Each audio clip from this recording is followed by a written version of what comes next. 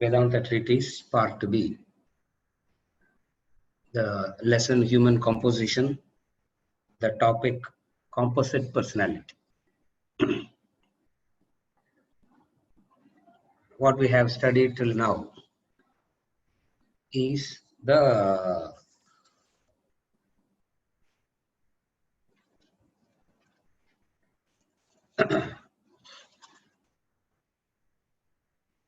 basic constitution of a human being. The basic constitution of a human being is human being equals spirit plus matter. This is the formula. A human being equals spirit plus matter. Now, what is the spirit and what is the matter? We are going into a detailed analysis of the matter equipments, not the spirit. Why we have to go into such a detailed discussion about the matter equipments is because, primarily speaking, when we say a human being equals spirit plus matter, in the formula, human being equals spirit plus matter, there are two things in that formula that you need to notice. In the formula spirit plus matter, spirit is the real part, matter is the temporary, the impermanent. So there is a permanent aspect in a human being's life, and there is something that is impermanent, temporary. So the entire Vedanta is to negate the temporary and assert the real. So if you have to negate the temporary and assert the real, since the identification is so much with the temporary, you can't simply make a statement and say it is temporary and real, drop it. If a person can accept that statement per se, that human being equals spirit plus matter, in that the matter is temporary and you have identified with the temporary, let go of the temporary. If a person can take the statement per se, there is no difficulty. Now, our experiences are the contrary. Our experiences makes us to believe that the matter equipments are permanent. That's what you are, and there is no such thing called spirit only in the first place. Since the identification is with the matter part more, and the matter part has become real, in order to negate that, you need to know a minimum knowledge about what it is, and then they say it is how, and then it is proven how it is changing, temporary, so that you can drop your identification with that. Are you able to follow? You have identified with it. Because of your identification with it, the matter seems to be permanent, matter seems to be real, and spirit doesn't exist at all. What does a human being have to do? They need to know so much about the matter equipments. When I say they need to know so much about the matter equipments, they are not going to go into the detailed like anatomy, physiology, and we are not going to go into the details like that. We are going to see it in a very broad way. What is enough for you to know it and negate it? What is enough for you to know to negate it is the approach that Vedanta takes when it comes to the matter equipments. Therefore, don't try to compare it with all the medical terminology, the medical language and all that. There, the purpose is not negation. Since there, the purpose is to hold on to it. There, the purpose is to hold on to it, to keep it real, to keep it attractive, to keep it beautiful, to keep it not from aging. Therefore, they go into so much of details. Now, Vedanta, don't try to compare it like that. Understand the purpose in which the human personality we are discussing. That much minimum knowledge is enough to negate. So what is the minimum knowledge that you have to negate is what we are going to see now. The minimum that is required to negate. the composite personality. So, so the formula, human equals spirit plus matter. Matter ought to be negated. The spirit ought to be asserted, experienced.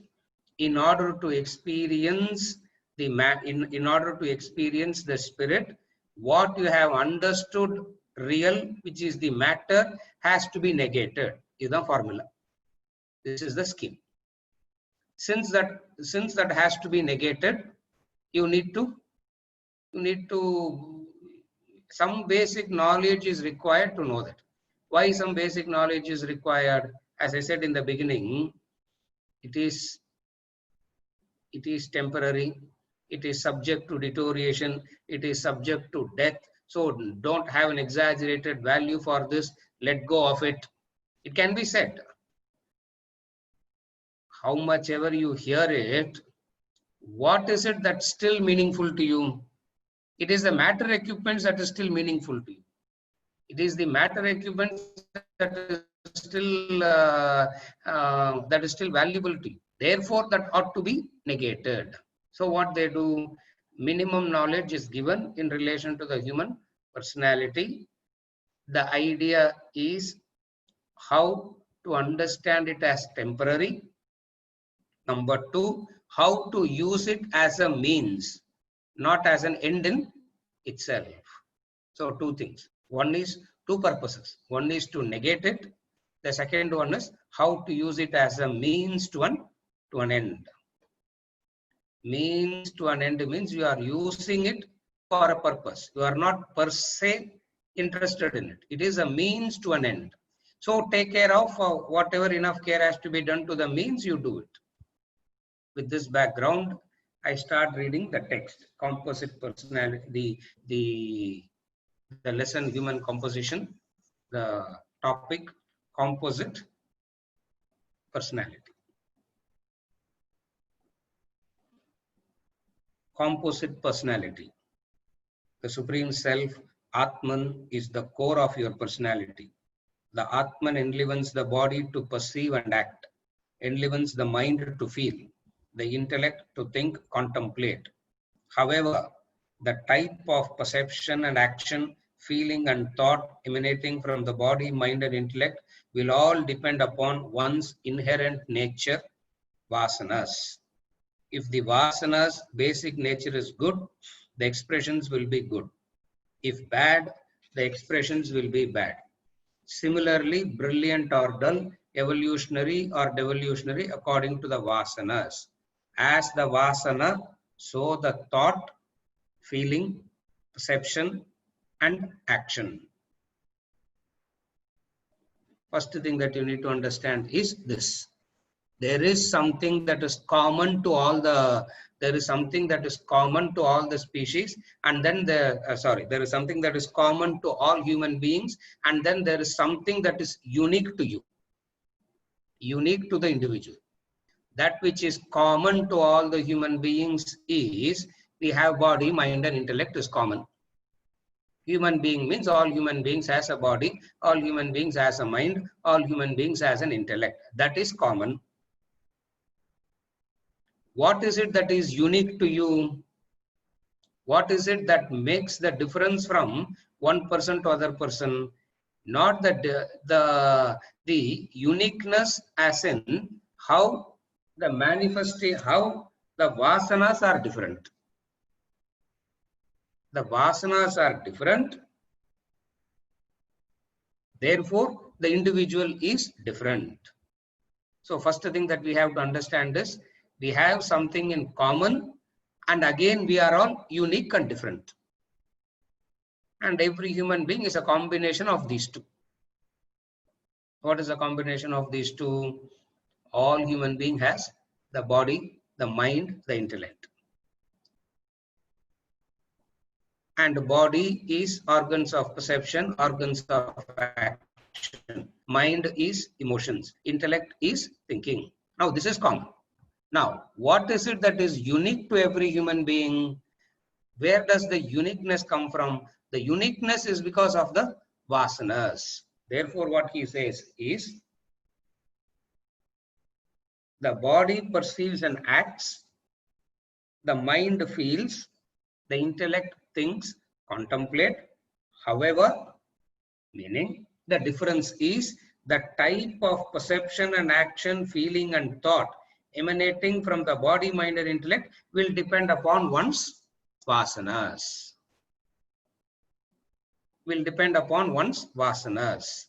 One's unique, that vasanas is known as the unique nature. What is the unique nature?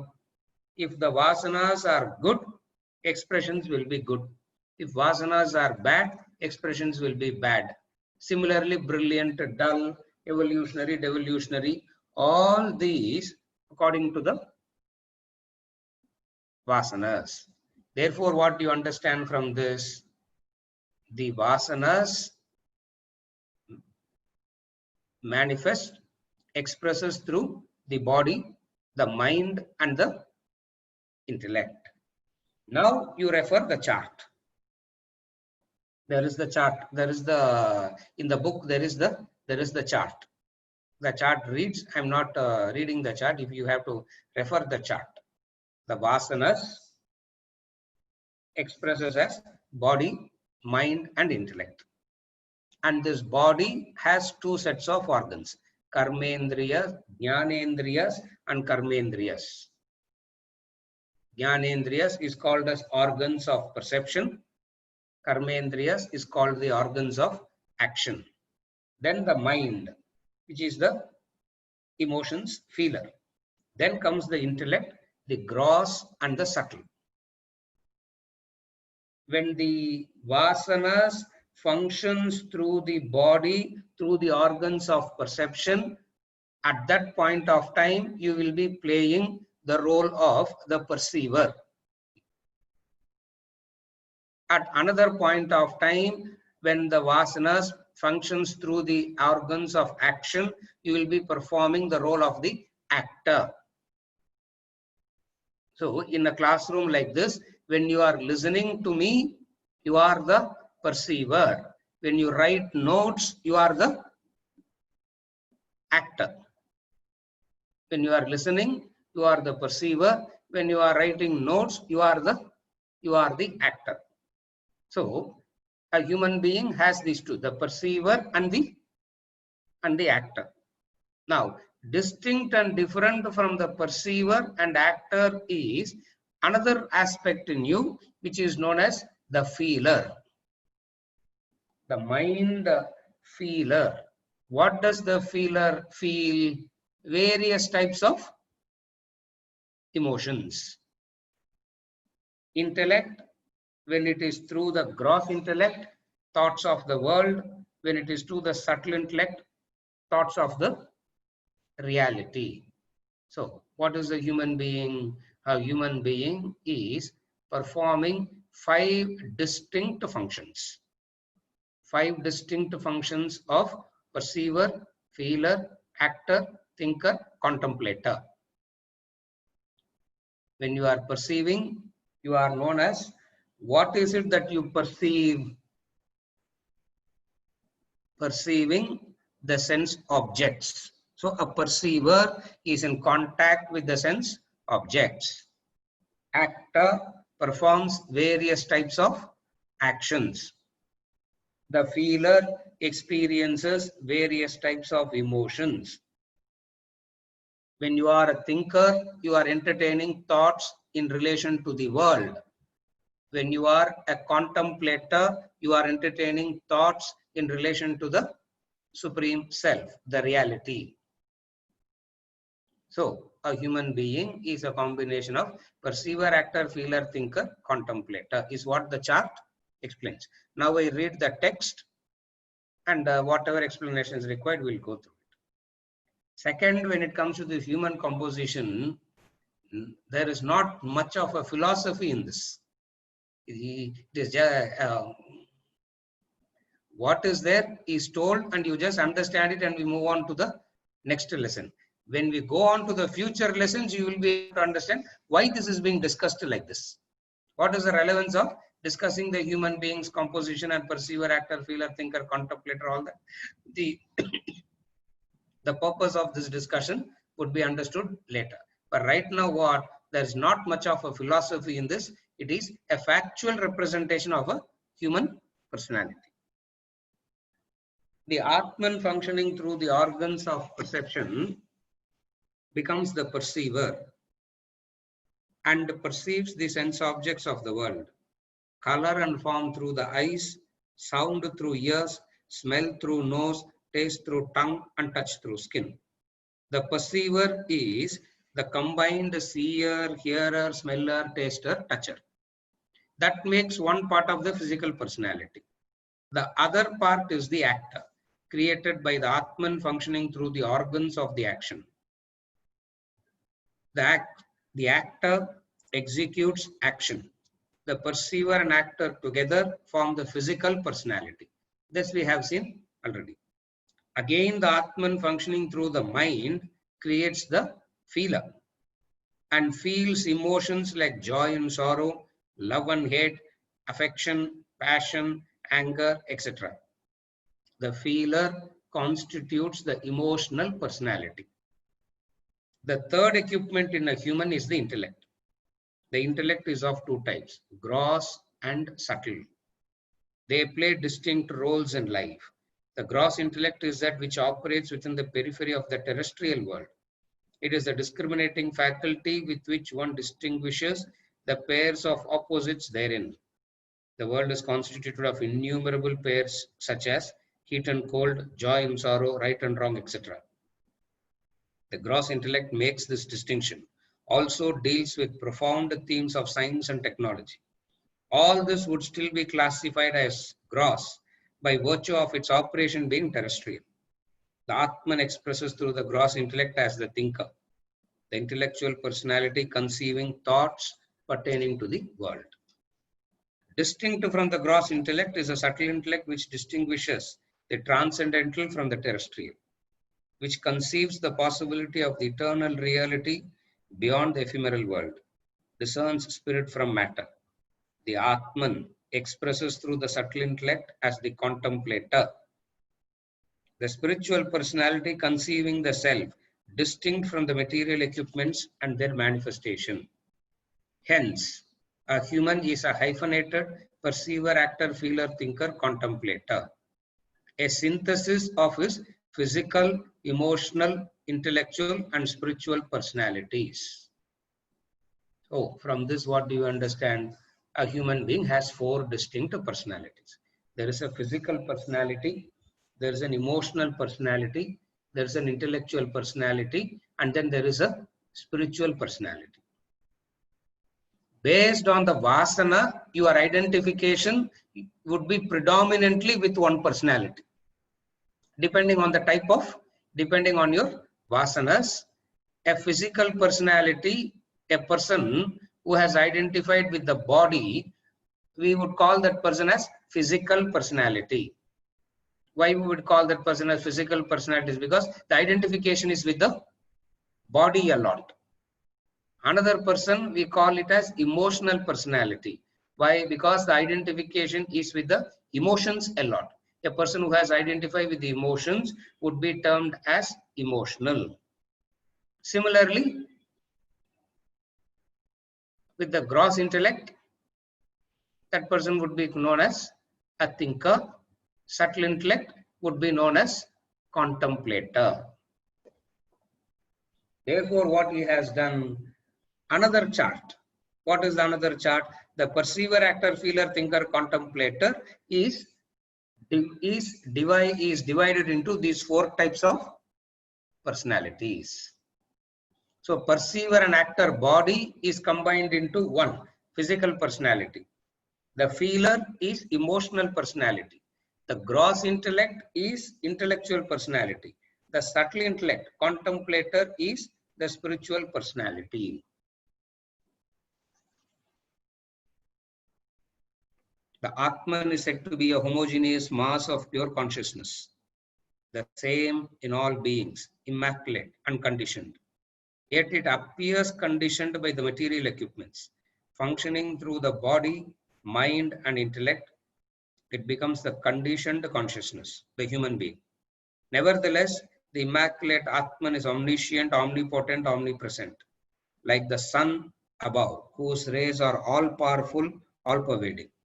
The sun above is singular, untainted, unconditioned, but its reflections are manifold in the numerous reflecting media. It appears tainted, conditioned by the properties of the media. The sun seen through a blue mirror appears blue, through a dirty mirror, dirty, through a broken mirror, broken. Similarly, the Supreme Self that you are appears tainted, restrained by the limitations of the equipments through which it functions, and becomes the limited, restricted human being. The Atman, the pure consciousness functioning through the body, becomes conscious of perception and action. Through the mind becomes conscious of emotion, and through the intellect becomes conscious of thought. The pure consciousness becomes conditioned by the equipments. When a spiritual seeker rises above his body, mind, and intellect, and their objects of consciousness transcends the limitation of perception and action, emotion and thought, the conditioning ceases. The individuality is no more. He merges with the pure absolute consciousness. It is akin to the phenomenon of reflection and sunlight. When the reflecting medium is removed, the reflected image disappears. What remains is the all-pervading sunlight. The conditioning of the pure consciousness is brought about by your unintelligent identification and attachment to your body, mind, and intellect. Your focus of attention has long remained in the realms of these equipments. Consequently, you are held a hostage of your perception and action, emotion and thought. You can free yourself from this bondage and regain your Supreme Self through the three spiritual disciplines: Karma Yoga, Bhakti Yoga, Jnana Yoga. Karma Yoga, path for the body; Bhakti Yoga, path of devotion for the mind; Jnana Yoga, path of knowledge for the intellect. These spiritual practices are programmed to reach you to the goal of self-realization, the state of pure consciousness, the and bliss. The disciplines enable you to control and direct your equipments to tread the spiritual path. Use your intellect to guide the mind, senses, and body to the ultimate destination. If the intellect is not alert, the mind goes out of control, the senses run amok, and the body perishes. This idea is portrayed in the picture of the chariot and horses in the epic Mahabharata, with Krishna as the charioteer and Arjuna seated behind. When the charioteer holds the reins firmly, the horses are under control. The chariot heads to its destination. If the charioteer is not alert, the reins slacken. The horses go out of control. The passenger fails to reach his destination. In the metaphor, the charioteer represents the intellect, the reins, the mind, the horses, the senses, the passenger, the individual. When the intellect maintains a perfect control over the mind and senses, the individual reaches the ultimate goal.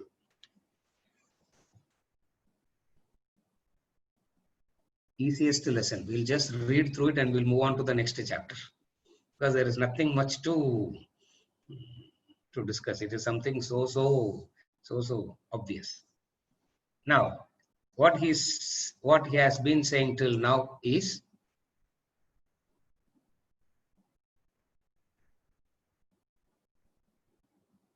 though you are the self, the Atman, the pure consciousness, because of long association with the body, mind, and intellect, you have started to believe, or you are so convinced today that you are the composite personality of physical, emotional, intellectual, spiritual personality is what you think you are. And when Vedanta comes and tells you that you are the Supreme Self, we just go blank. We can't even relate to that. We can't even relate with that statement when they say you are the Supreme Self. Why? Because we have long association with the body, the mind, and the intellect. The vasanas functioning through the equipments, the vasanas manifesting through the equipments makes you attached to the respective personality. Again, the vasanas makes you two personalities, the respective personality, physical, emotional, intellectual, physical, emotional, intellectual, and spiritual. Depending on your vasanas, you will be attached to that personality more. Now, whatsoever the personality that you are attached to, you have forgotten the real personality. Whatever the personality you are, you have forgotten that you are the true. You have forgotten that you are the true self. You have forgotten that you are the true self.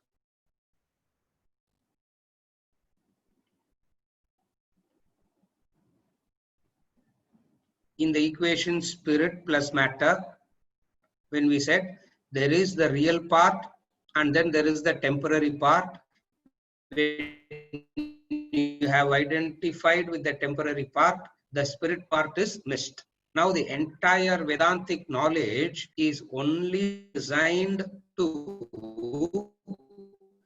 how not to identify with the matter equipments and regain your identity with the original self. Again, I repeat, the entire message of Vedanta, the entire purpose of Vedanta is this.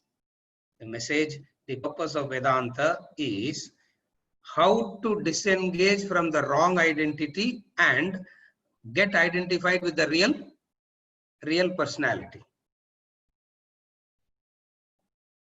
The methodology of wrong identification is the vasanas. The methodology of disengaging and identify with the Supreme Self is the spiritual practices of Karma Yoga, Bhakti Yoga, Jnana Yoga. The wrong identification, the vasanas, is the physical, emotional, intellectual, spiritual personality. The discipline is the Karma Yoga, Bhakti Yoga, Jnana Yoga. Now, all this is only stated here. When we go into the later chapters, everything is going to be discussed in detail. Now, he's only making the statement called the consciousness. When you go to the next chapter, there is an entire chapter on the states of consciousness itself, and then there is an entire lesson on the yogas, on the spiritual yogas. Now he is only talking about the basic human composition. That's why I'm not going into the details of the consciousness, the spiritual courses and all that, because which is going to be followed in detail. Therefore, the human being, what is the human being's mission in life according to Vedanta? According to Vedanta, what is the purpose of life?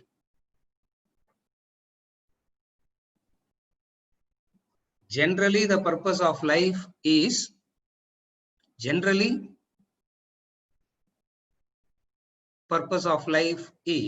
a better life. Normally speaking, you ask anybody what is the purpose of life, they say it is we need to have a life must be better than where I am today, better than what I am today. Now, what is that betterment? Don't ask them, because they wouldn't know actually, or they would say something, and once you get there, something else will appear better.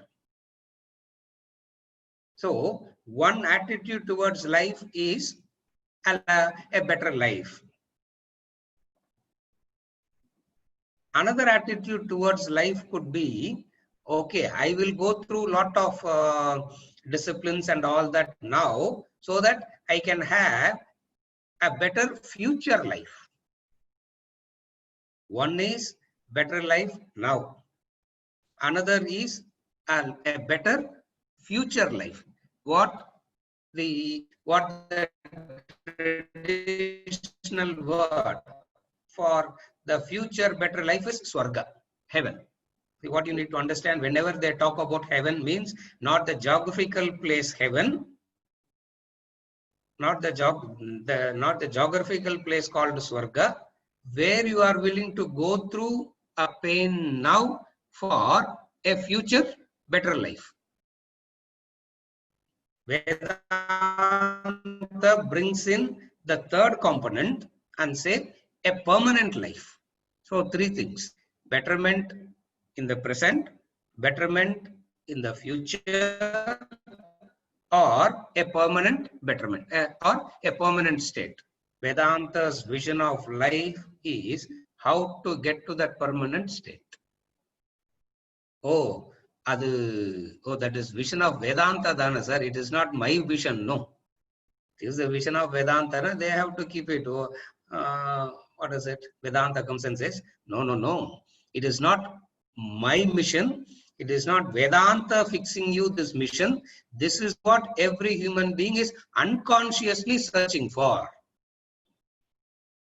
So what Vedanta says first is, it tells you what you are unconsciously searching and makes it conscious for you.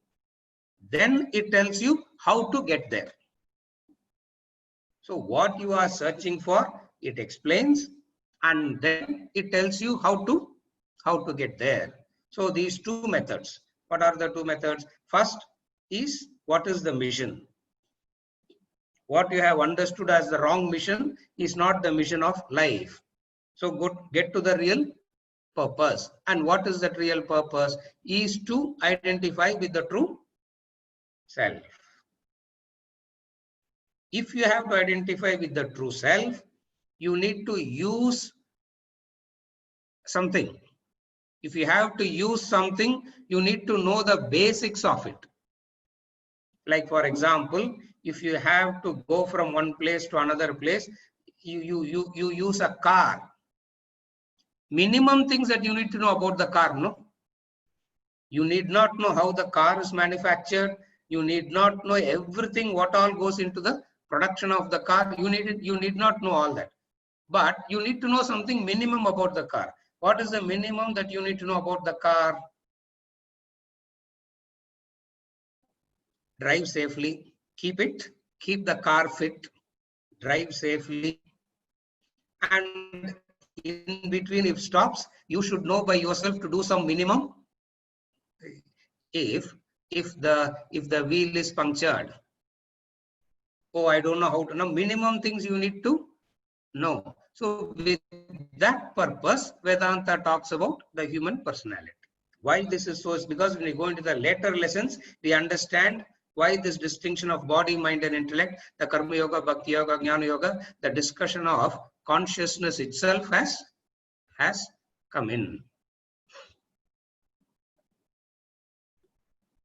Oh, just now I'm seeing this signal. Is my voice breaking a lot? Too much of breaking, is it? Okay, sir, it is okay. Yeah. Okay. You will have to talk a little slower. Words per minute, konjam korainga, mudinja. Okay. Bala. What author refers to as conditioned consciousness is the same as the concept of upadhi.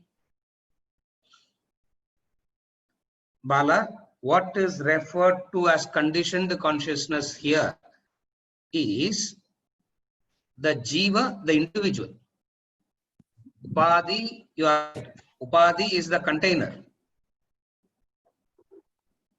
Upadhi is the container.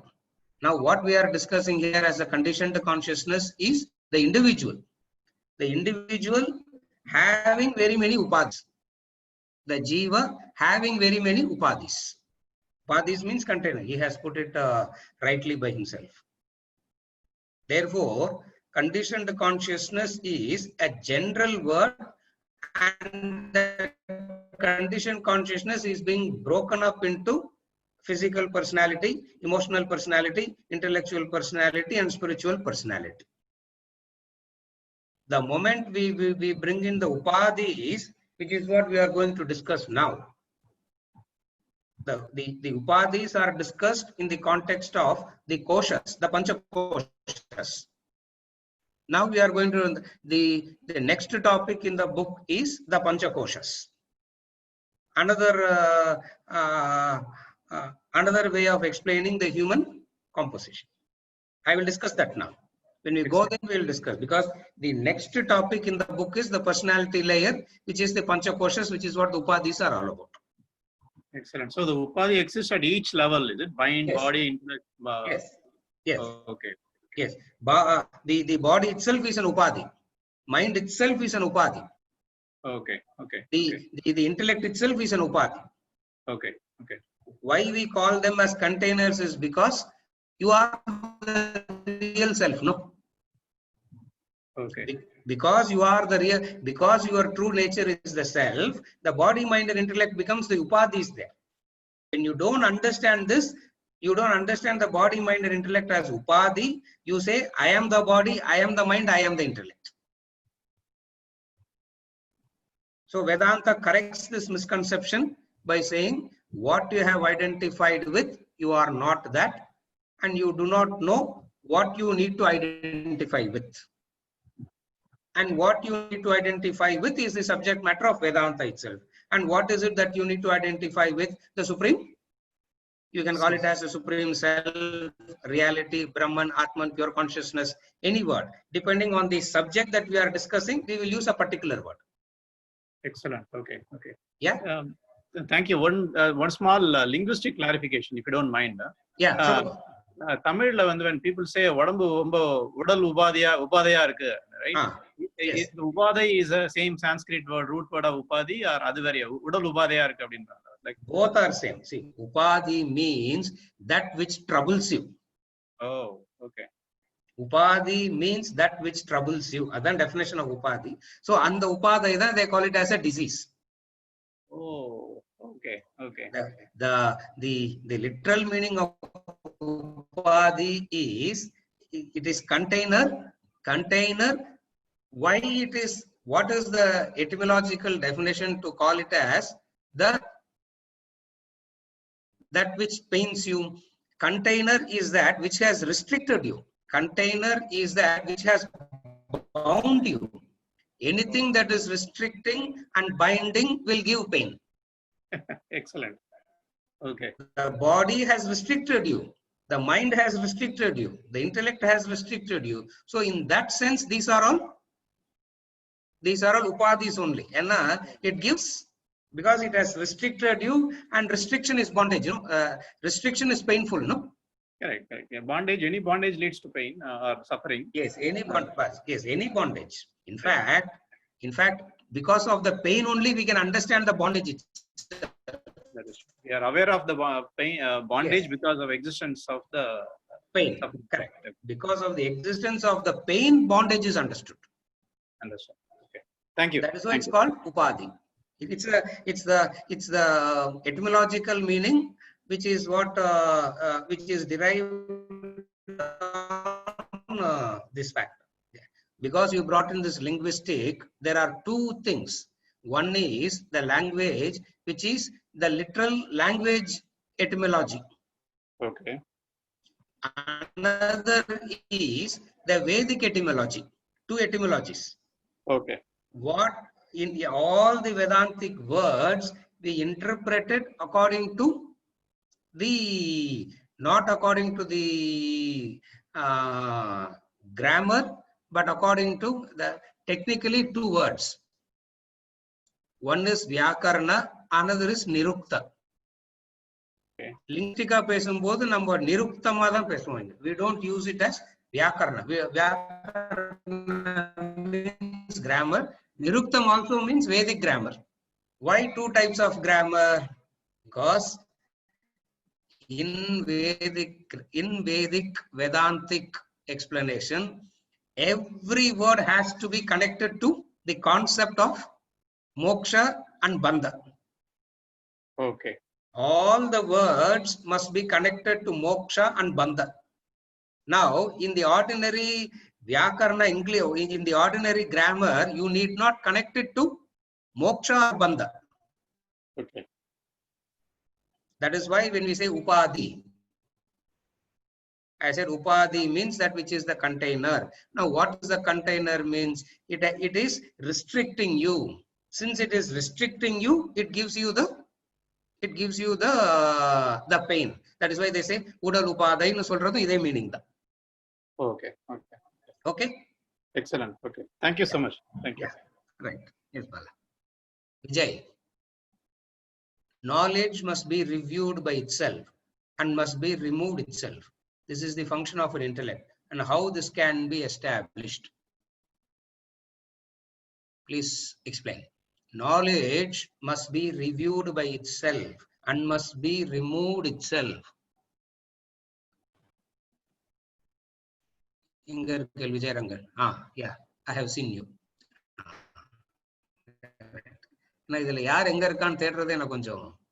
Yes, I'm not able to understand what is the statement. Knowledge must be reviewed by itself and must be removed itself.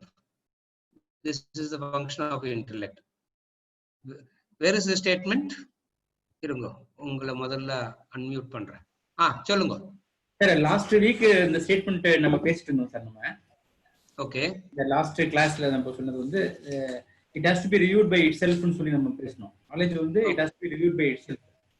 ஏன்னா okay, அது வந்து thought process யார் சொன்னாங்க இது? who said that? நம்ம பேசிட்டு இருக்கப்போ discuss பண்ணோம் சார். சொன்னீங்க நீங்க. ஓஹோ, நான் சொன்னேனா? சார் அப்படினா கரெக்ட் தான் அது. If I had said it, then it is perfectly correct. Now கரெக்டான ஸ்டேட்மென்ட்ல இருந்து என்ன கேள்வி உங்களுக்கு? அது வந்து எப்படி எஸ்டாப்லிஷ் பண்றதுனா பியூர்லி வந்து இன்டெலெக்ட் ஃபங்க்ஷன்ஸ் அது எப்படி எஸ்டாப்லிஷ் பண்றதுங்கிறது தான் question. Okay. And knowledge in the worldly knowledges goes through constant reassessment, reviewing. This is a very function of any knowledge. The function, this is how the human gross intellect goes on reviewing itself. Now, what you need to understand, the fundamental difference between Vedantic knowledge and all other knowledges. What is the fundamental difference between Vedantic knowledge and all other knowledges? In Vedantic knowledge, no review is necessary, no betterment is necessary, nothing can be added, nothing can be deleted. In all the worldly knowledges, it goes on reviewing itself. In that reviewing itself, it keeps changing its conclusions. So worldly knowledges is that knowledge which can never conclusively conclude. So all worldly knowledges are only a temporary conclusion, which is subject to the moment. If it is reviewed, as long as you don't review it, it seems to be correct. The moment you review it, it changes, and the decisions also and the conclusions also keep changing. So worldly knowledges is one kind of knowledge where the conclusions are always resolved by itself. The conclusions are always inconclusive. Okay. It's always inconclusive. That's worldly knowledge. That is why you can never get clarity in any subject. That's why even the PhD fellow also will say, in the conditions, but you can never assertively conclude anything. Why? Because it is subject to review. The moment you review it, the conclusions change. Are you okay till now? This is in relation to worldly knowledge. When it comes to Vedanta, when it comes to the knowledge of Vedanta, you can, how many ever times you review, how many ever times you reassess, how many ever times you bring in new vocabulary, the conclusion remains Same. There's no the change. same. What is the conclusion that remains the same? True. Tattvam asi. That will not, Tattvam asi will not change. Aham Brahmasmi will not change. So, and knowledge is that which is seeking a permanent conclusion. The satisfaction of knowledge is a permanent conclusion. Then only knowledge is complete. And knowledge is complete when the conclusions are it is conclusively concluded. When it is reviewed, the conclusions do not change. Over a period of time, you cannot modify it. You cannot add anything to it. You cannot delete anything from it. It means it's a complete knowledge. So I was distinguishing between the worldly knowledge and the spiritual and the knowledge of the Vedanta. The worldly knowledges has this. Now, which is called as growth. What they call as growth means you come to a conclusion, you review the conclusion and change the conclusion. It is understood as growth. Correct? It is understood as growth.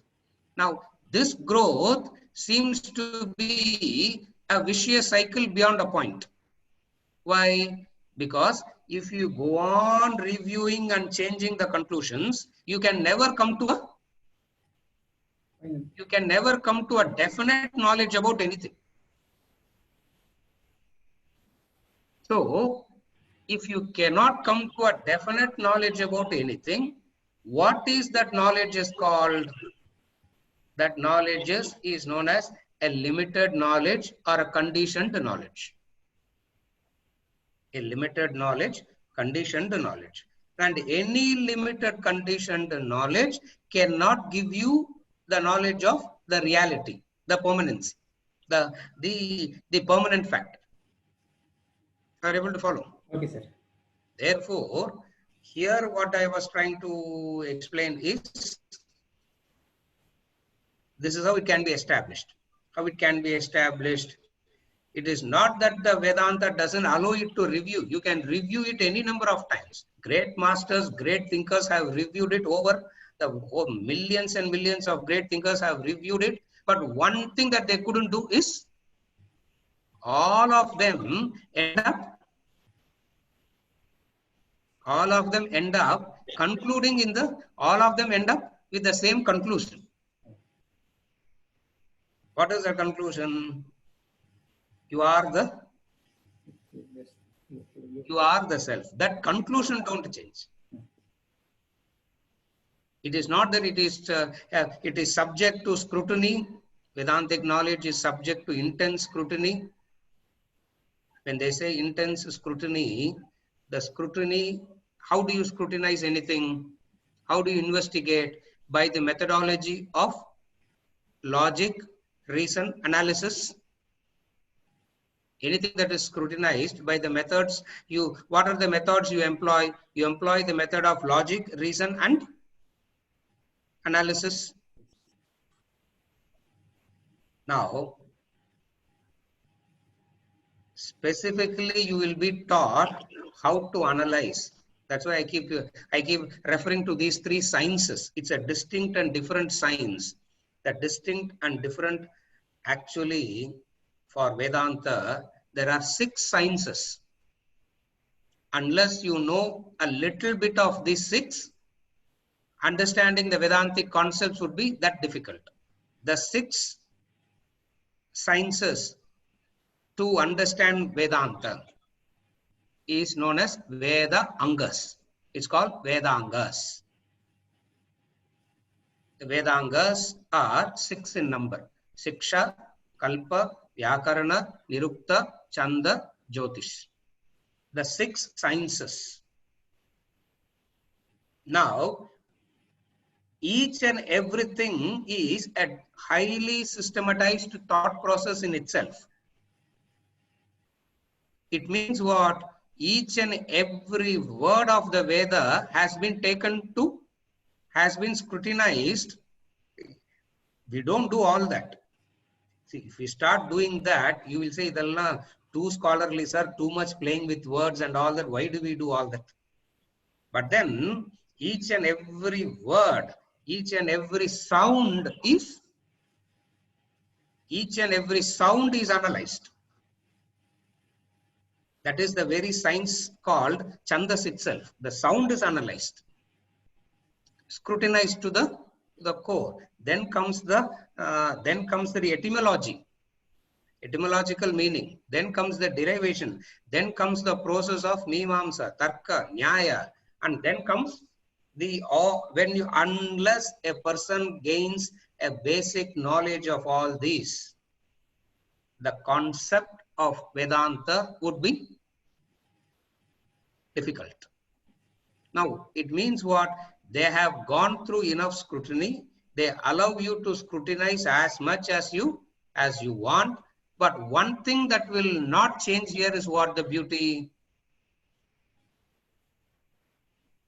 Whatsoever they have concluded in the past, you will say it is the same conclusion. 5,000 years, 10,000 years later also, if somebody has to read these textbooks, the conclusion will be of the same. The conclusions will not change. So the knowledge must be reviewed. And when you when you review that, something is removed, something gets added. That's why even dictionaries also, you should, you have to replace the dictionaries every few years, because every few years words gets added. The meanings of the existing words keep changing. Therefore, supposing if you use a dictionary, Oxford Dictionary of 1960, 1960 in school படிச்சேன். Yeah. Supposing if you are still using the dictionary of 1960, your son-in-law will look at you and say, "No, what are you talking, sir?" He'll ask you. Because too different, because it is subject to review and it keeps changing. Here is a knowledge that doesn't, it is intense, it subjects itself to scrutiny. Conclusions do not change. That's why it's called the absolute knowledge. It is called people get very angry when we use this word. Vedanta, we call it as the perfect knowledge. Vedanta is known as the perfect knowledge. Vedanta is known as the complete knowledge. And when you use the word perfect knowledge, complete knowledge, there is a lot of irritation and frustration. Why? Because all knowledges are subject to scrutiny, and when it is intensely scrutinized, conclusions keep changing. Here it doesn't change that way. Are you okay? Yes, sir. Yes, sir. Thanks a lot, sir. Yeah. Now,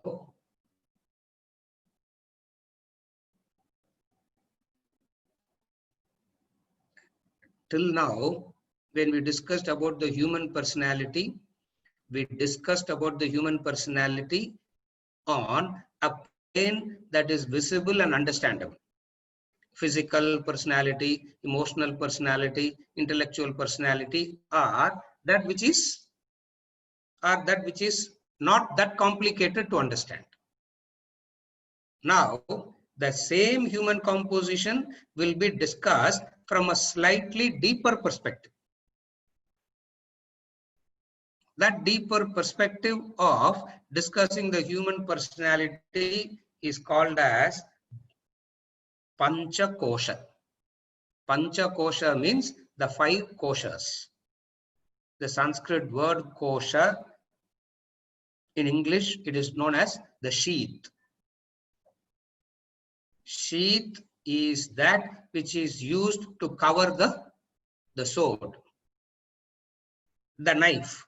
We have the knife and there is something that covers it. Now, the sheath is that which should cover the knife, but it should not be in contact with the knife. That is the sheath. The kosha word has two meanings. One is it is covering. Second is it should not touch. This is called as this will not be the cloth that I am wearing. The kurta that I am wearing will not be called as a sheath. Why it will not be called as a sheath? Because it is in contact with the body. Therefore, it cannot be, it is only a covering, but not a sheath. When we use the word kosha, sheath, what we mean is two. One is it is covering. Second is it doesn't touch also. You know that, no? If you have a sharp knife and if you cover it, that cover, if it touches the knife, what will happen? If the cover is in contact with the knife will turn blunt. Therefore, sheath is that which should cover but not touch it. One of the Upanishads talks about the Panchakosha Vidya. It's known as the Panchakosha Vidya. Panchakosha Vidya means the personality layers in discussing the personality layers in relation to the 5 koshas. Now what I'll do, I'll take up each and every kosha and discuss that. I'll read the first kosha, we'll discuss that. Then we go to the second kosha, we'll discuss that. Like that we will go through the Panchakoshas. Now we are discussing the topic, personality layers. If you have the book, you can refer to the diagram in this also. The human being is composed of 5 material layers with the self, Atman, at the core. The diagram below represents this structural division. The mystic symbol Om at the center is the Atman. The 5 circles, the 5 layers of matter are known as the Panchakoshas. The outermost circle is known as the food sheath, Annamaya Kosha. Within the Annamaya Kosha is the vital air sheath, Pranamaya Kosha. Next, the mental sheath, Manomaya Kosha, and intellectual sheath, Vijnanamaya Kosha. The innermost is the bliss sheath, Anandamaya Kosha. Beyond these 5 koshas lies your original nature, which is represented by Om. Beyond these 5 layers comes the true, your true nature, which is the innermost core. So at the innermost core, the Om, the outermost layer is the Annamaya Kosha. So we will go from the gross to the subtle. First thing is known as the food sheath, Annamaya Kosha. Maya means fully, that only. ஒரே துக்கமயமா இருக்கு அப்படின்னா என்ன அர்த்தம்? Maya means only, fully covered by that only. அந்த வீட்டுக்குள்ள போனாலே ஒரே துக்கமயம் தான்னா, what does it mean? It is fully covered by shoka only. So whenever we say the word Maya, it means only, it is fully that. So first thing is one of the beautiful way of describing the human composition as Annamaya, Pranamaya, Manomaya, Vijnanamaya, Anandamaya, because the way you understand this and then we go into the details, there is a built-in detachment that will come. There's a built-in, there will be a built-in objective view of looking at your own self. You study this, there will be a built-in objectivity will develop. You study the physical anatomy in the medical class, you will not get detached by that study. Here, the way in which you study the anatomy, you will get, there will be a detachment. The first thing is called Annamaya Kosha. The food sheath is a physical body. What is Annamaya Kosha? The physical body constituted of the 5 organs of perception and action, termed as Annamaya Kosha. Why it is called Annamaya Kosha? Because it is caused by the food that is consumed, maintained by food, and goes back as food to something else.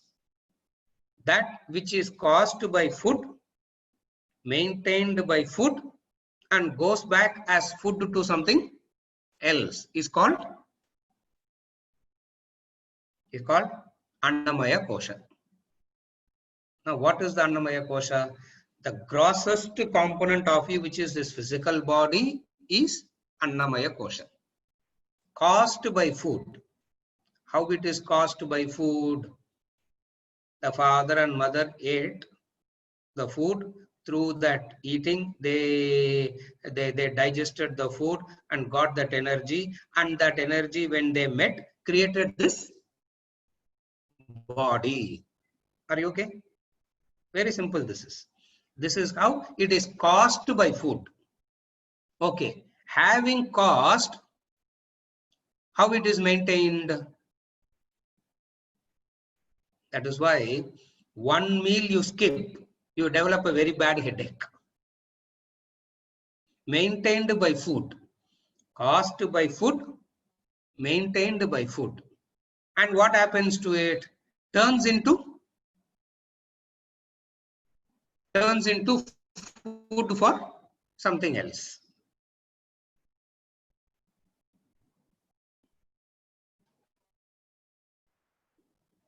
That which is caused by food, maintained by food, and ends up as food for other creatures is called Annamaya Kosha. Okay, this is very simple. No, you leave the dead body for a few days, so many creatures would have come and eaten it up. No, they would have come and they will just eat it up. It means it turns into food for something else. So this is the physical body. There is a physical function, and then comes the slightly inner, more slightly Annamaya Kosha varaikkum complication varadu. The Pranamaya Kosha then the complication will start, because it is subtler in nature. Annamaya Kosha is not difficult, because it is the grossest, and the grossest is always easier to perceive and conceive. Now comes the Pranamaya Kosha. Vital air sheath.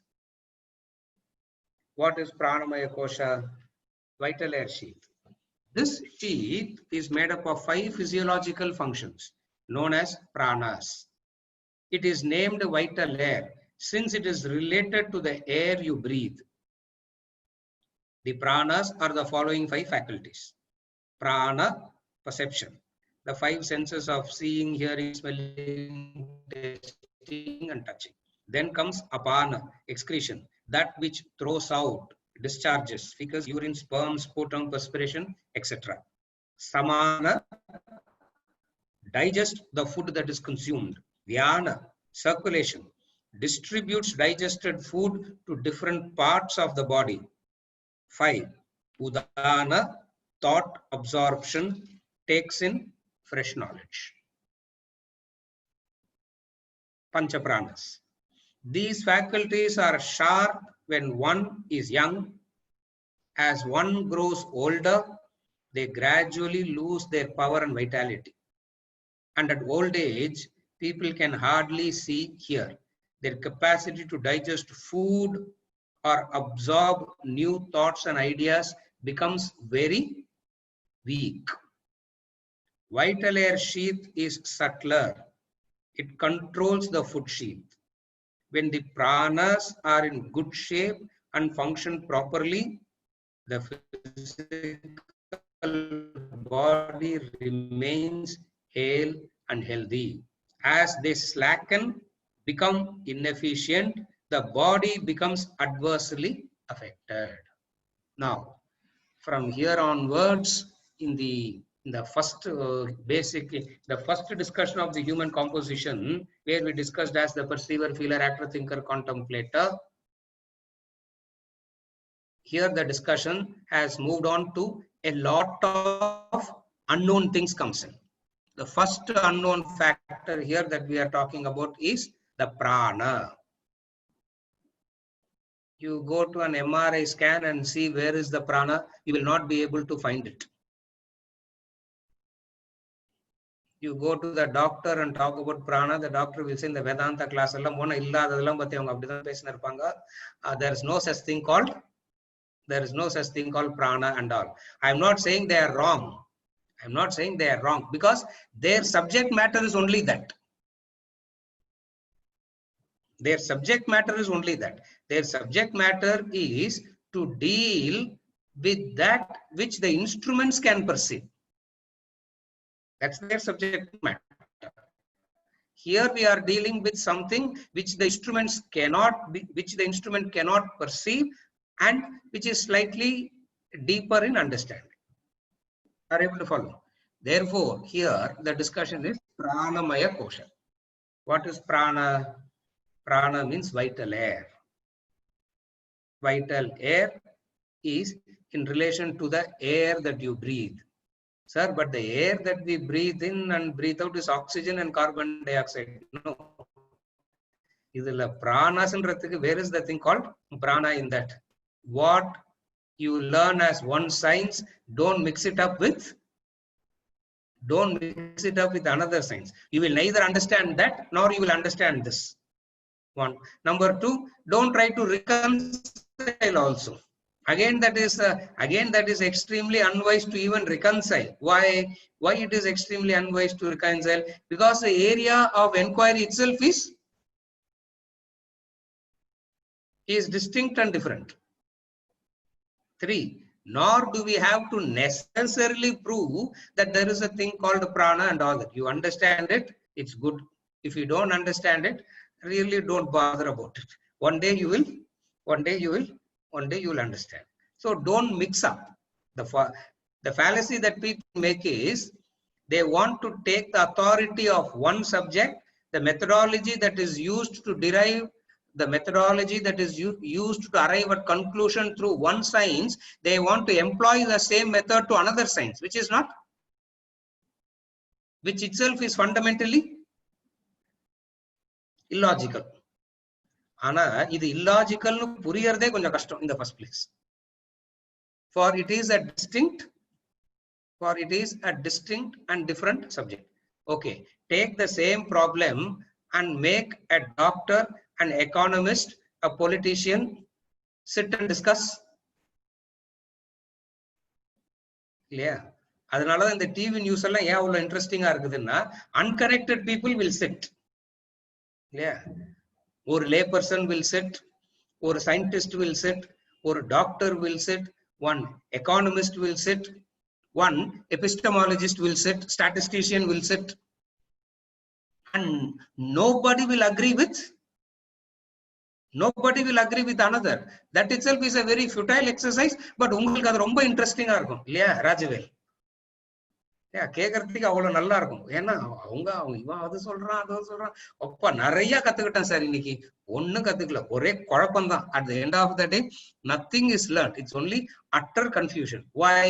Because what is the conclusion that you arrive at through one type of instrument and one type of methodology, you cannot compare with another instrument and another methodology. You have to treat them as, that is why Vedanta says, understand that separately, understand this separately. Yeah. See, some of these spiritual people also do weird things, no? In order to establish that Vedanta is also scientific. They will also go and allow all kinds of plugs and all that to be centered on their body, sit in vacuum chamber and something and all, some report graph comes and people will come and clap and say, wow, scientifically it is proven. Absolutely illogical it is. Why? Because the subject matter itself is, the instrument is different, the subject matter is different. So that which you use to arrive at conclusion through one, you should not touch it. You should not use the same thing to prove another. Are you able to follow? If you understand this analysis, you know exactly who is saying what, and you will not get confused. You will have the clarity. Otherwise, it will be too overlapping. So yeah. So why I am saying, why I am giving this basic way of studying and inquiring is because when we talk about prana, vital air, all of us have studied breathing in and breathing out means oxygen and carbon dioxide. Two people asked me, sir, mask போட்டுனே இருக்கிறோமே carbon tie ஆக்சைடை நம்ம நிறைய breath பண்ணின்னு இருப்போம்ல sir, அதெல்லாம் எனக்கு தெரியாதுப்பா. I said, முதல்ல நம்ம ஆக்சிஜன் பிரீத் இன் பண்றோமா carbon dioxide breathe out பண்றோமான்றதே எனக்கு தெரியாது. அது ஏதோ ஒரு புக்ல சொன்னாங்க, இது அப்படி எழுதுனா மார்க் கிடைக்கும்னு சொன்னாங்க. மார்க் வாங்குறதுக்கோசரம் நான் எழுதி வந்திருக்கிறேன், அவ்வளவுதான். I really do not know whether we are breathing in oxygen and breathing out carbon dioxide. I really don't know that. Ask somebody who's an expert in that subject. How do I don't no sir, but உங்களுக்கு தான் எல்லாம் தெரியுமே. எல்லாம் தெரியும்னா என்ன அர்த்தம்பா? எல்லாம் தெரியும்னா என்ன அர்த்தம்? What all I don't know, I know very clearly. That's what it means. In what all subjects I should not comment upon, I know very clearly. What all subjects I should not comment. Mask ponno, how do I know? Doctor sonna I need to use it, avladhan. Another person says mask potadhan lung problems are increasing because of wearing masks. I said idinappa pudu kadaiya irukudhe. New story this is, because sir, when you are breathing out, you are breathing out carbon dioxide. And what the mask is doing, keeping the carbon dioxide. So when you are breathing in, what are you breathing in again? Logic is correct to know. You will commit suicide only. Mask pota problem, mask pola. Why? Because it's like absolute, that's what Swamiji always says, absolutely no intellect at all in this world. Why? It is a separate subject which I cannot mix it up with something else. Are you able to follow? Similarly here, when you are discussing the pranamaya kosha, discuss it and try to understand this in the context of a subtler function which is not perceivable, which cannot be understood through any instrument. Understand it like that. Prana means a subtler function that cannot be perceived or understood through an equipment. That doesn't mean the equipment is wrong. That doesn't mean the equipment is wrong. Every equipment has a limitation. Correct? Huh? All instruments have a limitation, no? So you can only use that particular instrument for that particular subject. So now when we are talking about the pranamaya kosha, which is the subtler aspect in you, here the discussion moves on to a subtler area. And when we go to manomaya kosha and vijnanamaya kosha, which we are going to do next class, the subtlety goes on increasing. And we go to the anandamaya kosha. Anandamaya kosha, it looks like Brahman self-realization. And then the Upanishad says, no, don't misunderstand Anandamaya kosha to be self-realization. Om is Brahman.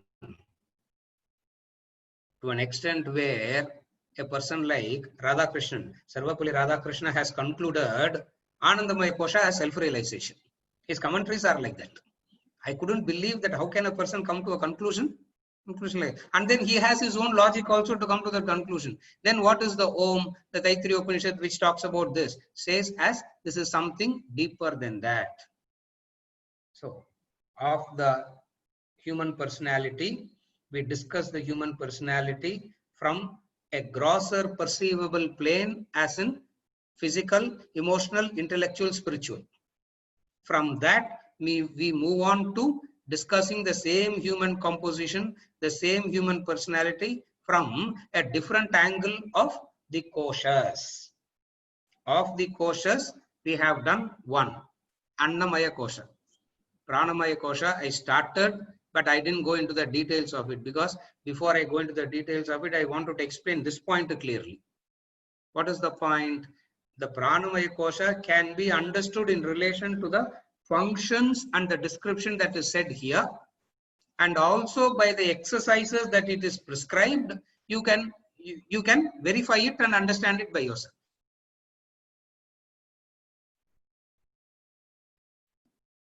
What is Pranamaya kosha? It's made up of Pancha Pranas. Prana, Apana, Udana, Samana, Vyana. Prana means the 5 senses of hearing, smelling, tasting, touching, and all that. Understand, food sheath is organ. Food sheath has an instrument organ. Prana is the sense of hearing. படிக்கும்போது ஜாக்கிரதையா படிச்சாதான் புரியும். Sense object and sense of sense object, sense instrument and sense of hearing. Object is external. Instrument is the hear. Sense of hearing is the actual hearing. Therefore, the 3 layers, the object, the organ, and the actual hearing. This actual hearing is what we call as the sense of seeing, hearing, smelling, tasting, touching. This is known as the prana. That which takes in is prana. That which throws out is apana. That which throws out, discharges. What are the things that is discharged? Feces, urine, sperm, sputum, perspiration, etc. So something is taken, something is thrown out. That function is excretion, apana. The third thing is samana. Digest the food that is consumed. Samana. The fourth one is vyana, circulation. Distributes digested food to different parts of the body. That vyana prana is that which takes in the digested food and distributes it accordingly. The fifth is udana, thought absorption, takes in fresh knowledge. When you are young, these pranas are vital. These faculties are vital when you are young. And as you age, the pranas starts deteriorating. And when the prana starts deteriorating, the functions of the body also starts deteriorating. What is the functions of the body deteriorating? When the samana prana is not vital, digestion will be a problematic. When apana prana is not functioning properly, that particular function will be affected. When udana shakti, when udana prana is very less, you will not be able to take in any fresh thoughts and ideas and ideologies. Therefore, as they slacken, they become inefficient, the body becomes adversely affected. The principle, which I will continue in next class also, which I am not going to discuss today, is he has used the word, the pranamaya kosha is subtler than annamaya kosha. Now, what is that subtlety and how do we measure subtlety and how do we say pranamaya kosha is subtler than annamaya kosha? All that we will discuss in the next session. The next session, I will restart again with Pranamaya Kosha, and we will discuss the subtlety, and we will discuss the subtlety factor also. For today, we have understood human personality at one layer is physical, emotional, intellectual, spiritual, perceiver, actor, feeler, thinker, contemplator. It is at one level. And then the same human personality is seen and discussed with a subtler layers. When I say subtler layers, means that which can be understood but cannot be perceived. That which can be understood but cannot be perceived. So what is it that can be perceived? Annamaya Kosha can be perceived. What is Annamaya Kosha? The gross body. The gross body is known as Annamaya Kosha because caused by food, maintained by food, and goes back as food to something else. Then the discussion, Pranamaya Kosha. Seriya? With this, we conclude for today. And next week also, I'm going to discuss the same. We will start with the discussion of the Pranamaya Kosha once again. And then we go on to Manomaya, Vijnanamaya and all that. A quick clarification from Bala. Is the meaning similar to absorption of nutrients or from thoughts?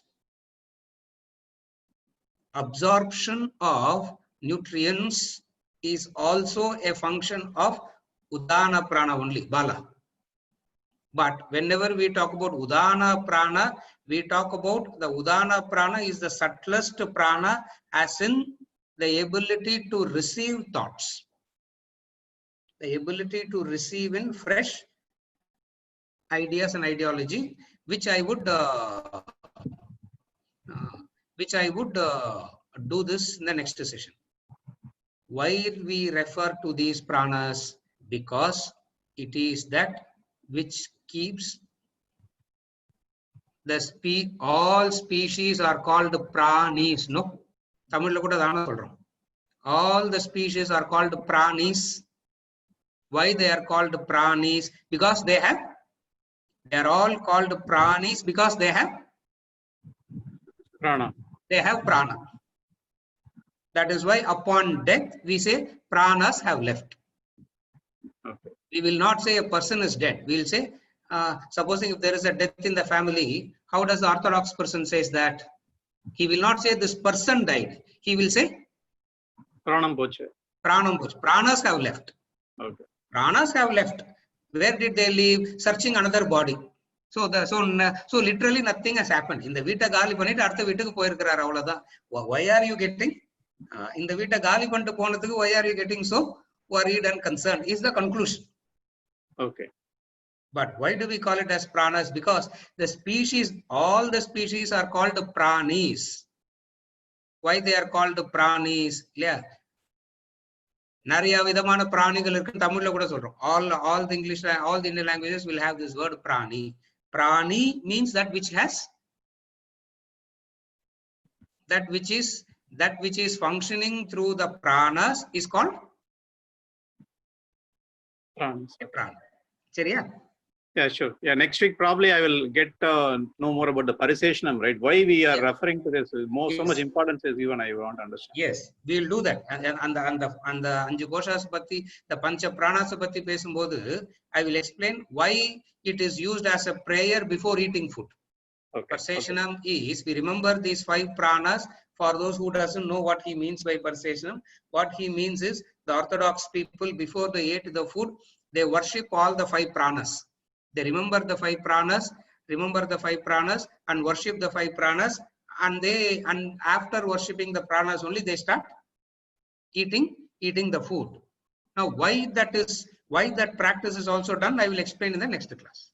Excellent. The final thing on the Udana also I want to really understand better, because the absorption, when I am before food, I am thinking it is all for Annamaya Kosha. That's why I am doing Pariseshanam, especially Udana. I end up with Udana. Yes. But what you're saying, Udana, is for thoughts, which is which I'm kind of puzzled. Yeah, Yes. I will talk next week. Yeah. Next week I'll take that up in detail again. Seriya? Thank you. Yeah. Thank you. Bye.